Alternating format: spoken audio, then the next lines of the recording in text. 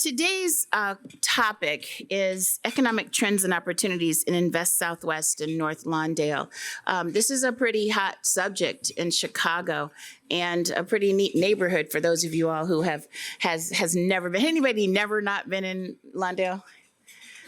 That's wonderful to not see a hand up. It's a great place to be. Speaking of Lawndale, all of our good friend, one of my mentors, Mr. Rufus Williams, let me know that Richard Townsell was on his show this morning on WVON. So I think they were talking about this very subject. So we're going to be kind of tight on time. So if you see me moving around like, doing the rap sign, Mr. Townsell, you'll know why. My job at this point is to decrease so that Richard Townsell, who serves as Executive Director, Lawndale Christian Development Corporation, will come up and he will introduce the rest of the panel.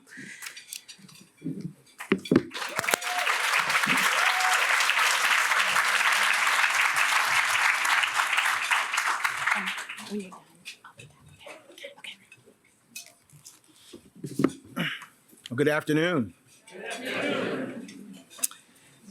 In 1986, the Chicago Tribune wrote a series of 29 articles and compiled them into a book called American Millstone, an examination of the nation's permanent underclass. The title American Millstone came about because the analysis was that neighborhoods like North Lawndale were a millstone around the neck of America. The term permanent underclass was brutal because they were talking about our friends, our family, our neighbors, and I would dare say our future. Words are powerful. And as I read these stories, there seemed to be a callous disregard for people that were trapped at the bottom rung of the economic ladder of life by no fault of their own, in the richest and most powerful country in the world. Unfortunately, not much has changed. 31 years later, the North Lawndale Community Coordinating Council was formed because those same neighbors, those same friends, those same organizations and stakeholders were sick and tired of this one-sided narrative. Hundreds of us worked together, along with Chicago LISC, I see Megan Hart is here, and CMAP, to create a comprehensive plan for North Lawndale, the first of its kind in over 50 years. And as my brother Rodney always says at every meeting, a state award-winning plan.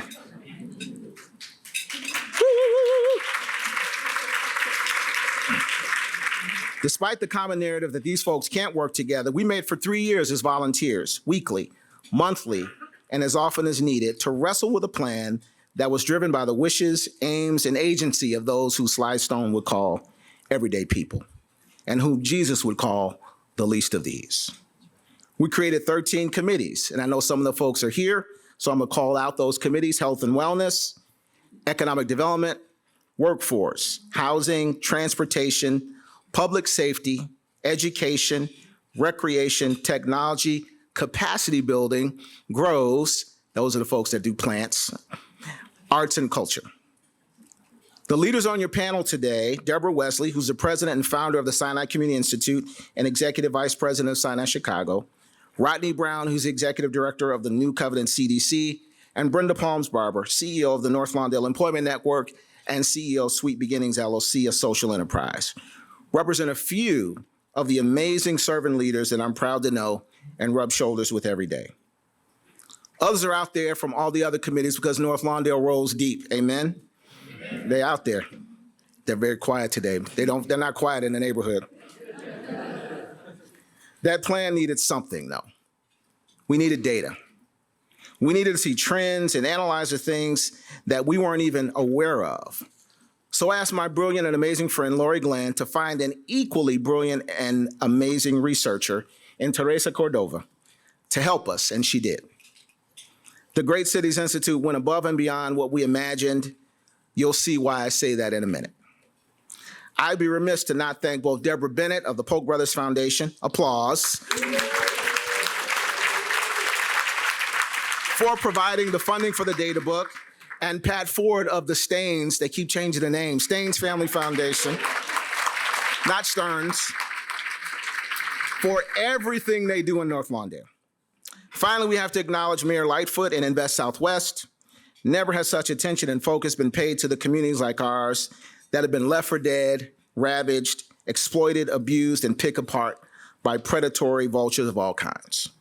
She inherited a mess, and it's up to all of us to work to pursue the common good over selfishness and self-centeredness. After Teresa's presentation, the panel will answer questions and give recommendations, some of which you have in your seat, based on the findings. So come on up, folks, and Teresa, do your thing.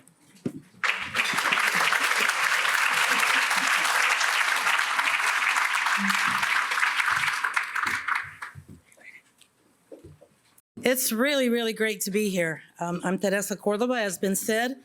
I want to thank also the Great Cities Institute team, and we really appreciate the opportunity that we've had to be able to work with the Lawndale Christian Development Corporation. This is the kind of stuff that we like to do. We love nothing more than partnerships so that we can provide the kind of research that is useful in helping to think through some of their strategic opportunities. So the first thing I want to do is I want to just point out very quickly that what we did in this study is we picked out comparison communities. So we used our hardship index that we developed, and we picked out communities that, first of all, are comparable to North Lawndale, some that are more affluent, that are lower on that hardship index, and others that are higher on that hardship index. And so the ability then for us to be able to make comparisons was useful, and we had a whole array of data that we used to be able to compile this information.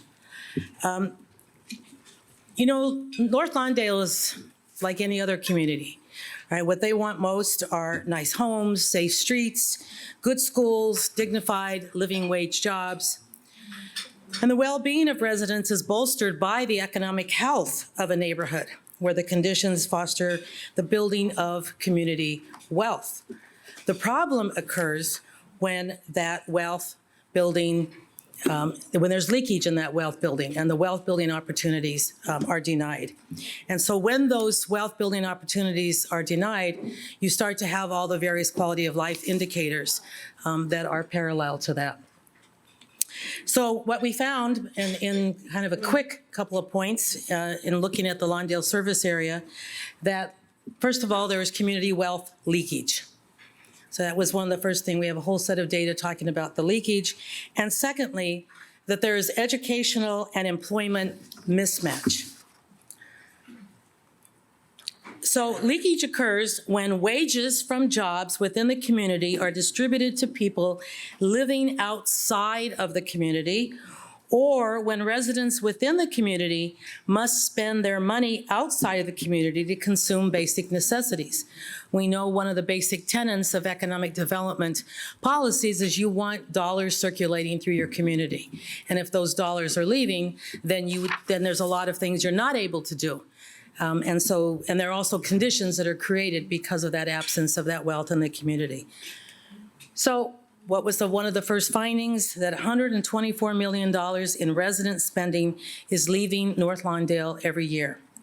Now, why is this occurring?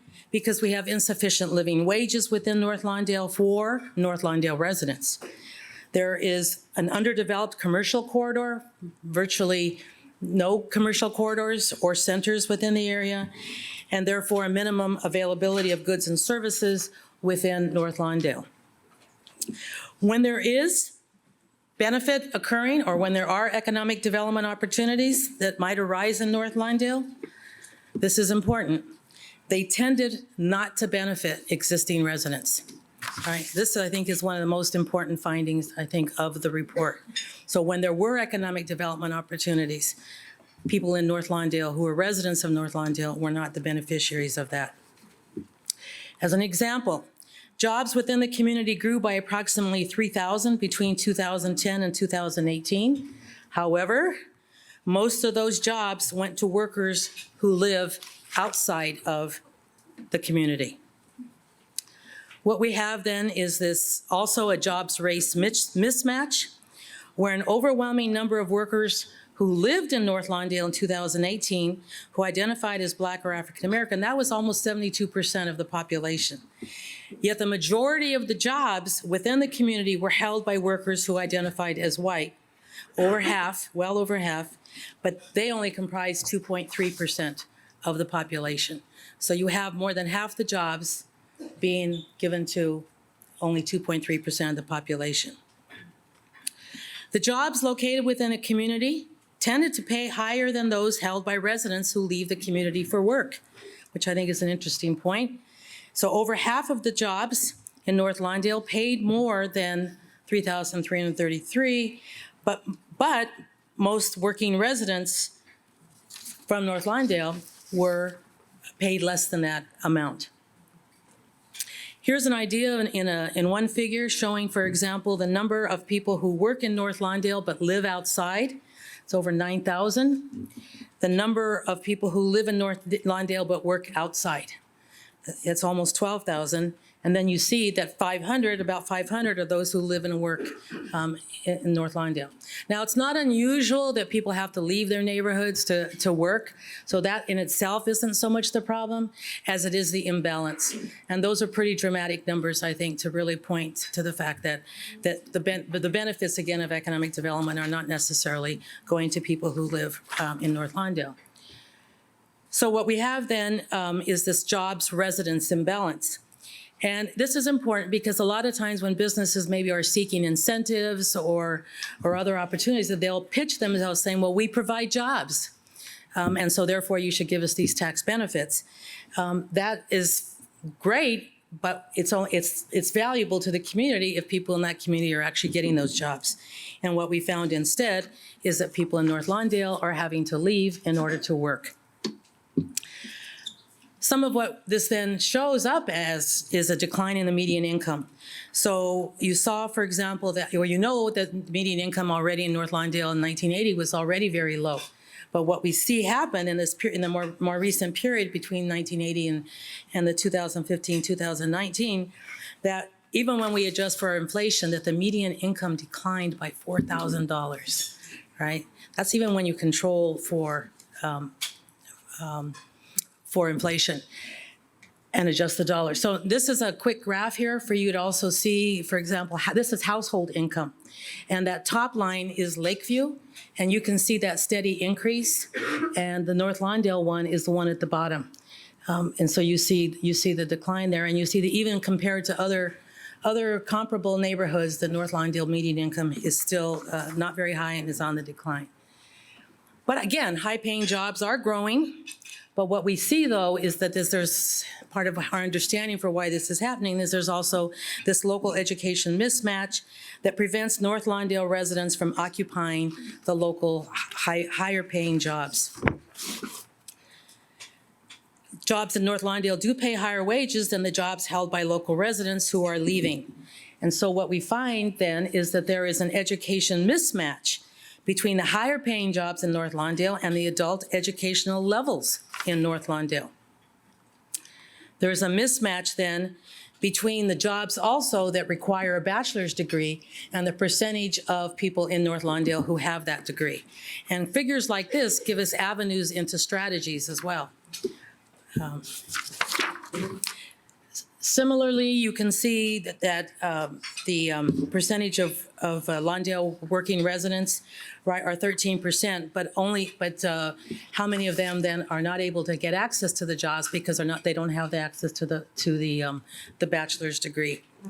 The other thing we see that there's an industry employment mismatch. So the largest employing economic sector in North Lawndale was healthcare and social assistance industry. You see what percentage that is of the North Lawndale employment. But however, again, what we see is that only 20% of the working residents in North Lawndale are beneficiaries of that industry. Similarly, with education, only 2.4% of North Lawndale working residents are beneficiaries in that sector. Education mismatch exists then between the North Lawndale residents and the healthcare and social assistance and educational service industries, so that programs that target the population that maybe have completed some college to help them complete a bit more college, this provides them opportunities and avenues for them to be able to access jobs in this sector, which are paying higher wages. What we have in North Lawndale, though, is a sizable portion of the population that's in low-wage jobs. And so given that 14% of adults in North Lawndale have not finished high school, programs need to be developed to improve the high school completion rate, again, to make them more competitive for these jobs that exist in their communities. Vocational education becomes very important as an opportunity to burst earnings potential. And along with the vocational education, the opportunities for internships, again, particularly in those sectors that are growing in North Lawndale. Population loss is a consequence of lack of opportunity. So we know that North Lawndale's population has been decreasing, particularly if we go back to 1980. If we just look going back to 2010, we saw that it increased and the percentage of Blacks also decreased. And you see that the difference, for example, on what percentage of the population was African American compared to data today. But there are impacts. I should also point out here that that one of the things that well, and I'll come to it in a minute here, I think. But here's some of the impacts of a population loss, right? You end up with a lot of vacant lots. You have a decreased tax base. You have decreased opportunities for your businesses, and you have a decrease in your allocation of your public resources. Here's just a quick map showing you all the vacant lots in North Lawndale. Again, these are vacant lots and property that maybe only has minimal improvements on it. But those dots tell you, right, that there's a lot of opportunity there, right? And so part of the question is, how do we build on that opportunity? But there are consequences then in terms of how this plays out for what's happening for folks in North Lawndale. We have a widening gap, which is also well, let me just go through these real quickly. Widening gap, there's economic insecurity, declining home ownership, increased housing cost burden, discrepancies in their access to quality health care. There's a lot of health issues, including issues around drug-induced deaths, high pollution levels, and of course, the fear of displacement. What we have is a widening gap in North Lawndale, and this is particularly important because since the recession, a lot of communities have been able to recover from the recession, but there are others who have not. And North Lawndale is a neighborhood that has not recovered from recession, and its poverty rates continue to be very high. One of the impacts of poverty is also the impact that it has on families and children and what that means for them. And then the home ownership rate has also declined. So there's a high percentage, 76% of the residents in North Lawndale are renters. And the number of renter-owned occupied units, buildings, has also really decreased substantially. There's also a big housing cost burden, where you have North Lawndale residents paying a very high percentage of their income on housing cost. There's issues around access to health care. There's a large percentage of the population that is uninsured. Now, while some of the various diseases are comparable to other communities, what's higher in North Lawndale is the mortality rates related to those diseases, whether it's related to cancer, related to diabetes, for example. So the mortality rates remain high. Issues around drug-induced deaths also continue to be a problem, and is higher even than other neighborhoods that have high other indicators, other quality of life indicators. So there's something else going on there in North Lawndale. You know about the air pollution, right? They're mostly because I think of what's left over from the industrial areas. We have high rates of air pollution. And again, if you compare the air pollution to places like Lawndale, you'll see, like Lakeview, you see the high rates. We know there's violent crime, 3 times the rate of the city. And we think it's important also when we look at crime to look at the policy approaches in a way that's very integrated and invests in both people and place. And then finally, you have a lot of concern by residents about the fear of displacement. What happens when all this investment occurs, right? As the investment comes into this community, if we already have a pattern of new jobs coming in, but people in North Lawndale not being the beneficiaries of those new jobs, what happens when new investment comes in? How do you make sure that people who have hung in there all this time in North Lawndale still get to be the beneficiaries of the new development? And that in some ways is first of all, it presents an opportunity as this new investment is coming into the area. How then can they work very closely with community folks to make sure that as these policies, as these projects, as these developments occur, that they're really addressing the employment, educational needs, other needs that are expressed by people in North Lawndale, and how can it be done in a way that does not lead to more displacement? Just wanted to put this slide up really quickly to invite you to go to our website where you can get a full copy of it. We did put copies of the executive summary, one copy on each table that you can look at, but there's a whole lot of data there, and I had a lot of fun this week taking lots of data and putting it together for 10-minute presentation. So I invite you to go check out some of that data. And then to end on this point, I think, which pulls it together, the idea that part of what's happening in North Lawndale and what's contained in this data book is that diminished opportunities, both economic and educational, are having an adverse impact on the quality of life in North Lawndale and point to the need for substantial investments in the community. But these investments should result in neighborhood improvements that ensure benefit to current residents and avert their displacement. So the challenge in our conversation today is how do we ensure that positive changes in North Lawndale benefit those who have continued to live there? So thank you.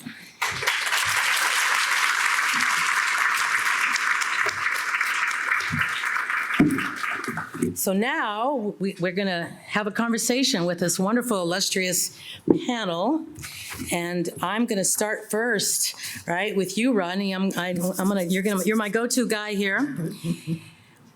What is it going to take to see the economic development solutions for this community, for true economic solutions? What is it going to take? How much time do I have? Quite frankly, though, in North Lawndale, particularly in NOCCC, we believe the answer to that question is going to be comprehensive. So I'll answer, you hear my colleagues also address it. But from an economic perspective, you talked about the commercial corridors. We need to have the commercial corridors built up and have infrastructure put on those corridors so that we can develop commercial centers. At my organization, New Covenant, we have people coming into our office all the time looking to start business and grow business and then looking to locate in North Lawndale.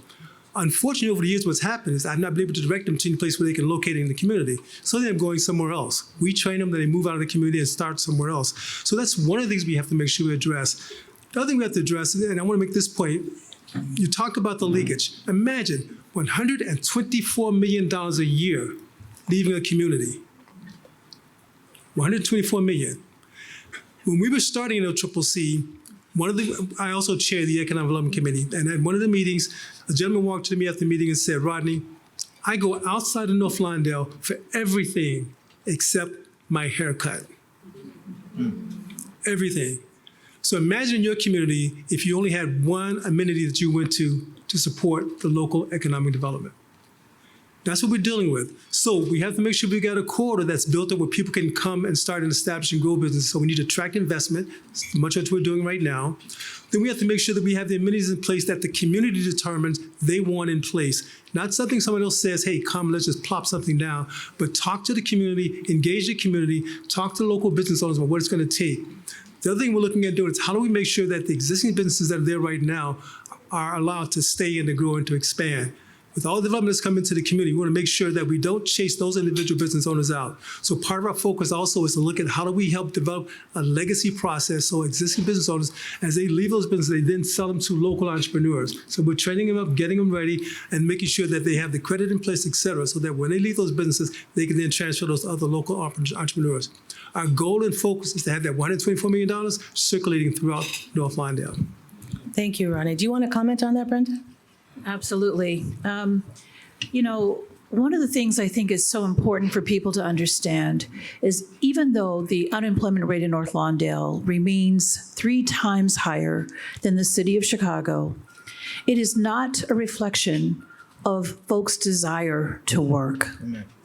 And that is a narrative that we have to keep pushing out because it's easy to look at numbers and say, wow, 15.9% unemployment rate, those folks don't want to work. But the reality is that there are reasons why individuals aren't able to work. And we've mentioned this in this incredible report, which I'm so grateful for. Because when you talk about the mismatch between education and the type of jobs that are available in North Lawndale, you know, I would want employers to rethink who they're hiring and what the qualifications are for that job, for real. Does it require an advanced degree?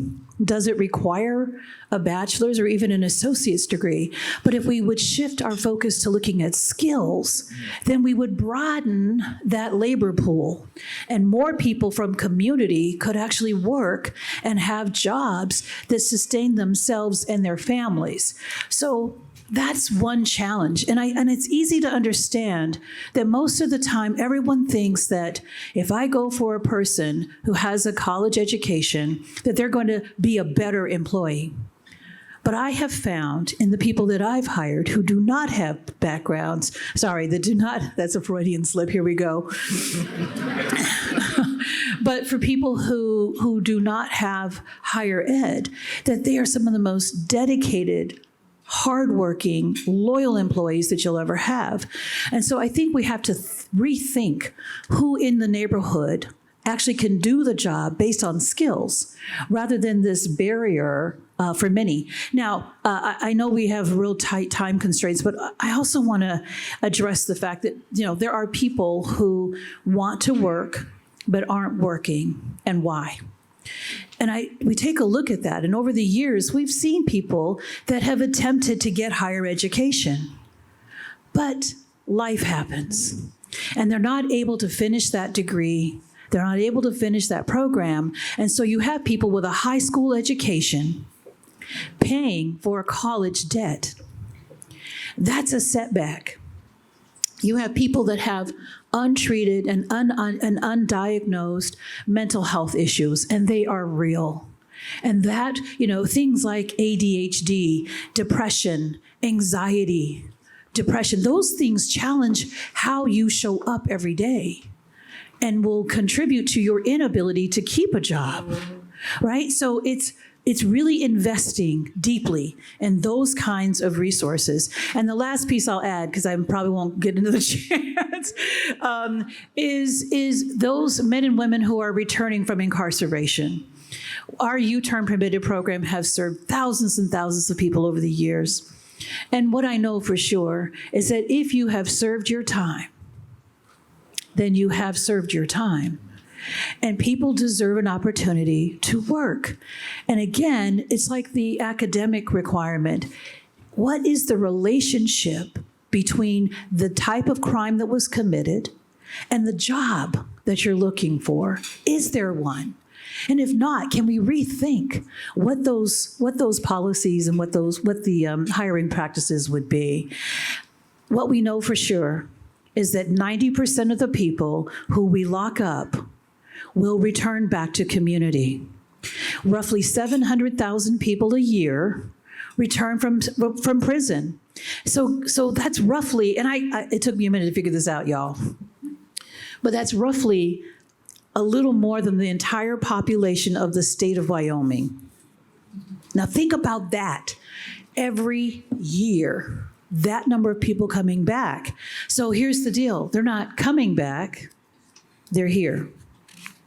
We wouldn't have a labor shortage, in my opinion, if we would consider that population to be viable applicants for jobs, if we would take a minute to look at the type of relationship between the crime and what the kind of work the type of work they're seeking. And one last thing, because I wanted to speak to Rodney. We have built an incredible workforce development campus. Many of you have helped to make that possible, but we have a cafe. And people, okay, I hear that. Be love.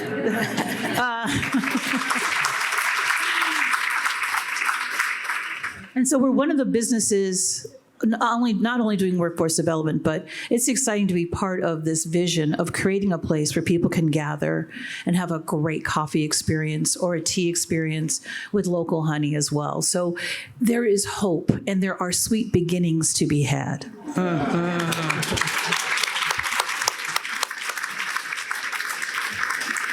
You know, one of the things that's important about, I think, this whole collaboration, this whole effort, and I think is probably really clear to you all, is how many assets there are in the neighborhood, right? You know, it's like there are people who are engaged, who are committed, who are passionate, right? Who are doing the work, right? And I think that's what we build from and we build on. So, I mean, I think you all here really represent that. And there's a lot more that I would love to pull out of you there for conversation. But let me go to Debra here real quickly.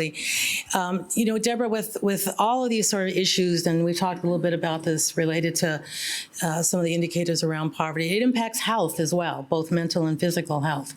And if you want to maybe talk a little bit about not only some of the issues, but more importantly, what are some of the things that we need to do to address some of the health issues? Well, one of the things that, you know, I'm looking at all of the great data that you put out there, but I also want to say this is not anything new. Mm-hmm. We know that this has been going on.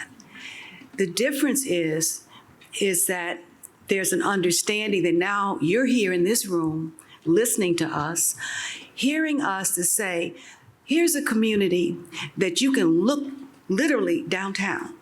We're not far from the kind of the center of Chicago, right? Here's a community that wants to stay here, wants to thrive, has been paying attention to our own data.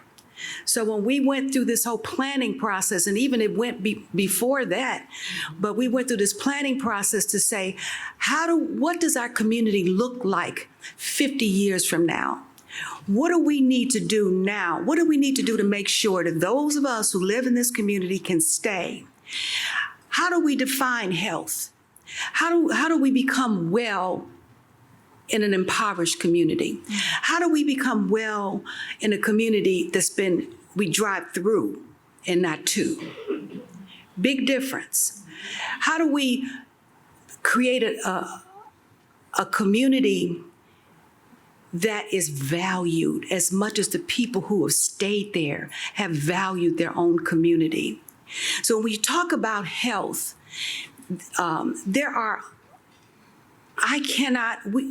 here at Sinai, we have to be very intentional now. We've had to change the way that we do business. We know that the hospital is just one part of the continuum of care. We have to look out into the community and say, if it's a diabetic, we just can't say, Richard, you're a doctor. Richard, you need to go to and eat healthy foods. I want you to go to the grocery store. I want you to go buy this and buy that. Then the thing is, he's going to say, I don't know, where the heck are you going to go? Where am I going to go? One of the things when we created Sinai Community Institute, it was the question that I asked the board at that time is, what do you think this community wants that's different from yours? And it was nothing.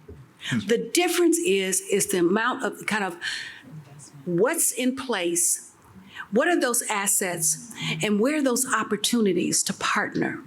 And here I see being in this space is an opportunity to partner with a community that only wants better, doesn't want the same, they want better.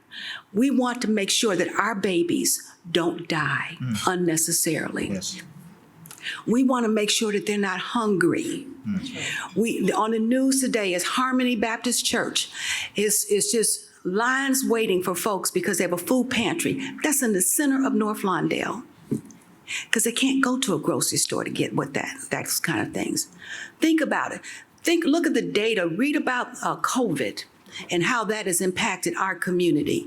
And it's real easy to say, now I want you to stay in the house for 10 days and take care of yourself. There are a lot of questions on how do I do that? And prepare our kids to still thrive economically. I'm saying that health and wellness is beyond the medical campus. Our organization was created not only to treat the wounds that you see, but the wounds you don't see, the damage that has been done over years. And this has to be done collectively. I'm as strong as you are, or I'm as weak as you are. That's how it is in our community. But we're a strong, thriving community, and we just want you all to get on board and help us move this train. I'll stop right there.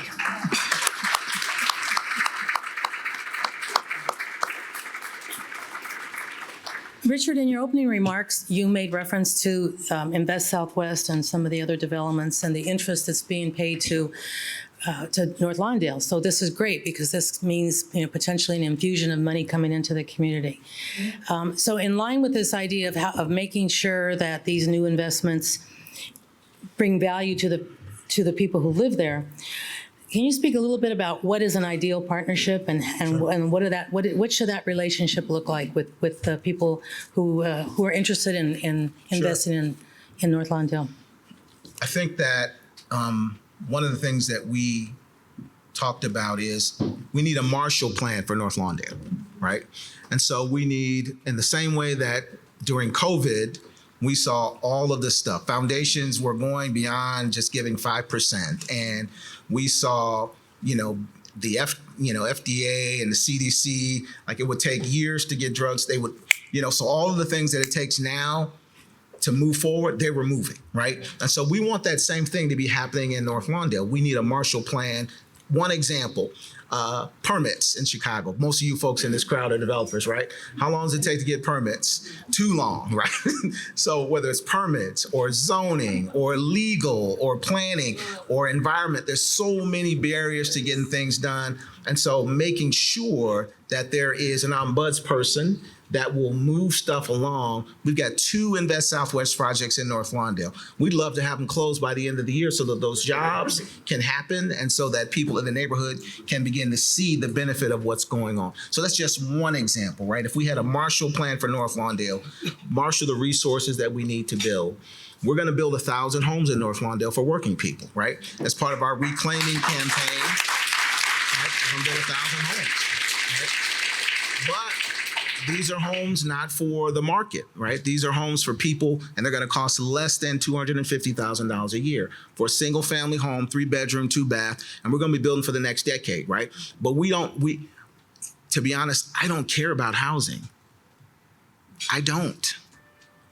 That's interesting to say from a guy who's a developer. I care about housing because people have to live in it, right? So we care about people. I don't care about steel and lumber. We care about people. And so we want to make sure that people in our neighborhood have access to a beautiful, brand new home that they can afford for roughly what they're paying in rent right now, right? That's what we want to do. And we want to do it at scale so that it's not swallowed up by the devastation of having 3,000 vacant lots in one neighborhood, right? And so we want to build at scale, making sure that everyday people have an opportunity to own and build equity and wealth and do it at a big scale. So that's part of what we want to do. So we've given you guys all of our recommendations in that packet that's on your table. You should take a look at NLCCC's website if you want to look at the plan. And as my sister Debra said, if you want to get on board, you need to get on board.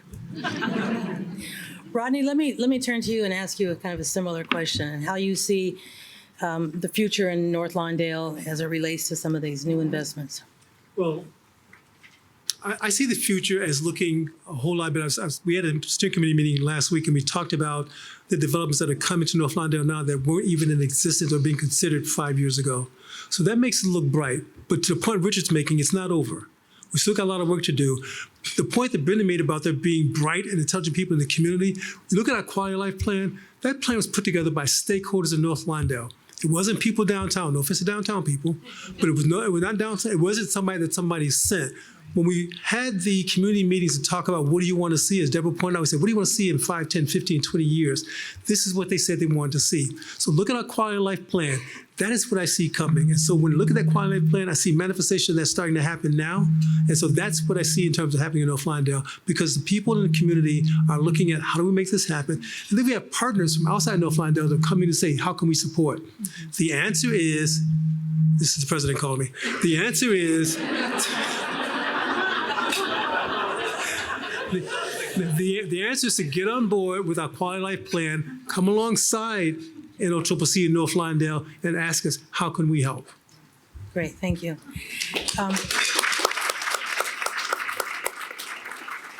Brenda, I want to go to, here comes Jackie. Do I have one more question in there? Brenda, as Jackie's coming up to take your questions, there's something you said in some of our conversation that really stuck with me, which was about current employers and the need to create an environment where people from North Lawndale feel welcome in those environments to work. You know, some of our previous research, we show that about 70% of young men African American men between the ages of 20 and 24 in North Lawndale are neither in school nor in work. And so that's even higher than any unemployment, right? The idea of the joblessness rate. So you were talking about that this sort of whether or not they can feel comfortable, whether they're welcomed, whether they're made to feel welcome. If you could talk a little bit more about that and expand upon that to then say, what is it really going to take to make sure that as these new investments, as these new opportunities come, that North Lawndale folks are beneficiaries? Thank you. I have to agree with Richard that sometimes it's not about the thing, whether it's housing or a job, but it's the quality of that job and it's the quality of the home that you're building for people. And so one of the challenges that we've experienced is it matters. Workplace culture matters. And too many times we've walked into environments where even if a person is qualified, they don't feel comfortable. And where you are not comfortable, you don't stay long. And it contributes to that high rate of turnover. So one of the challenges is how do we help partner and to ensure that there are diversity, inclusion, and equity and belonging workshops and supports that will help retain the culture and the people that you have. It's unfortunate, but I think that after this pandemic, people have really thought differently about where I want to work. And that environment matters. We know that there are 4 things that people really care about. And the North Lawndale Employment Network has defined a good job as one where you are compensated well, and that means fairly, where you can support yourself and your family, where there's opportunity for advancement, and not just advancement, that there's transparency in that pathway to advancement, that people have the opportunity to have benefits, comprehensive benefits. And the last, but probably one of the more important, is an environment where they're treated with respect. And if we can help shape and shift the way in which we retain and attract and hire, we would not have a labor shortage in this country. People want to work. And so how do we reduce those barriers and create a culture that enables them to be who they are? Can I add one thing? Please. And that is, the data shows that the healthcare system has a lot of jobs. The challenge is, and actually, I think I looked at the data, like 10% of our workforce live in North Lawndale. The challenge is that there are certain jobs, and a lot of them, that if you have an offense, a ding on your background, we can't hire you. And so the question is, and it ties to one of the things that Brenda said, is what jobs are those that really we need to revisit? I look at healthcare as kind of a place that has all types of jobs. You can, not just a doctor and a nurse, you've got accountants, you've got different kinds of therapists, you've got teachers, you name it, we have it under this umbrella. But because we're under the cloud, if you will, of a healthcare system, it limits the individuals that we can hire, not because we don't want to, it's that we can't. Right. We'd be violating the law. So in terms of a policy, we need to look at that in terms of really doing a deep dive on those job qualifications that are underneath the healthcare systems. Now that's a really important point, and one I think where you could probably get a lot of support and a lot of momentum for that. Yeah, fantastic. And out of respect, I think Jackie is ready to field some of the questions that you all have asked. Again, there's one copy per table of the executive summary, and we invite you either to our website or to the Great Cities website to look at more detail on the report. And we hope that this has been useful. But again, we're not done. We still have some more questions, and we'll have some probably final wrap-up points as well. Thank you, Dr. Córdova. Absolutely.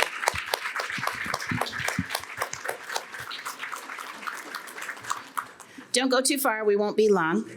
One of the reasons, take a look around at the room, first of all.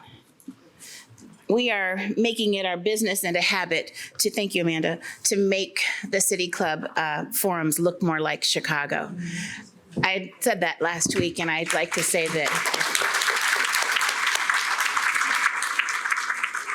one of the reasons that this room looks like it does is because there's a lady sitting over on the north side of the room, and when things are good, I get chills. This is something like church for me. So there's a woman who's sitting over in the corner, and we really owe her a debt of gratitude. Many of you may not know her, but you know her name.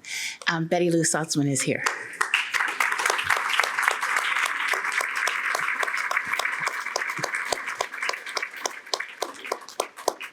So I could listen to this all day long. And one thing that I know, Dr. Córdova, you didn't go, okay, didn't go far. One thing that I know for sure is, you know, really, really smart people like PhD types take a long time to say what they're going to say, but it's because we ought to be listening, right? So if you're wondering, did we go over? Yes, we did. I mean, what are you gonna do, right? You're gonna stop her? Right? Not at all, because you wanted to hear everything that was said. And I think that Mr. Townsend and Ms. Wesley and Mr. Brown and Ms. Palms Barber, am I saying that right? But I absolutely love your outfit, by the way, have shared so much information. And as I looked around the room, I just told my friend Claude from UCAN, I think he may have left, but Claude Robinson, I think he's here. I love the fact that so much of Lawndale is in here, but it is all about getting people who these people want to work. That's right. They want to go to work. And so when I heard the unemployment rate of 15.9, it was a little bit shocking to me. But I noticed that there are people like ComEd in the room, Cinescape, and that says something, right? That's where jobs are. And I would be remiss if I didn't say it. I don't know who to say it to in this group, but if there is anything that the Chicago Cook Workforce Partnership can do to help, I think I know a few people there, so. So very quickly here, Andrea Rayleigh, am I saying your name right? You are a City Club member? Okay, very good, because I was going to ask you if you weren't. You know the drill. I was going to say, you know, if you. Rayleigh, Associate Property Tax Policy Consultants. I don't know to whom this question is being focused, so you guys can figure that out. Cook County has the 4th highest foreclosure rate in the nation, disproportionately affecting Black communities. All Illinois counties are protected from inequitable assessments, high taxes due to the 2010 law allowing assessors to consider foreclosures in their reassessment formulas and tax appeals. State Senate Bill 3788 levels the playing field and includes Cook County and Lawndale Development Corporations supporting State Bill 3788. Did I sum your question up right? Yeah. Okay, where are you? Oh. You have the good seats. Okay. By the way, I believe there's not a bad seat in the house, because if you need to tip out, that's where you need to be. So I don't know who that question goes to. Does one of you want to take that on? Or It sounded more like a statement than it is that a statement, yes or no? Because you have a yes or no at the end of it. Does who support it?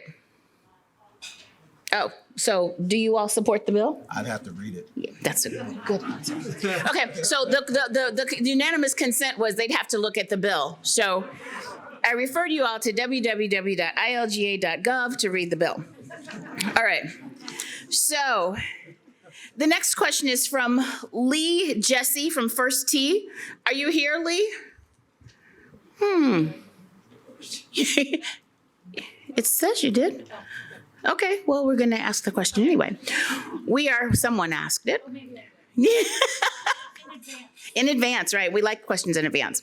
We are not-for-profit looking to develop our next youth facility on the west side.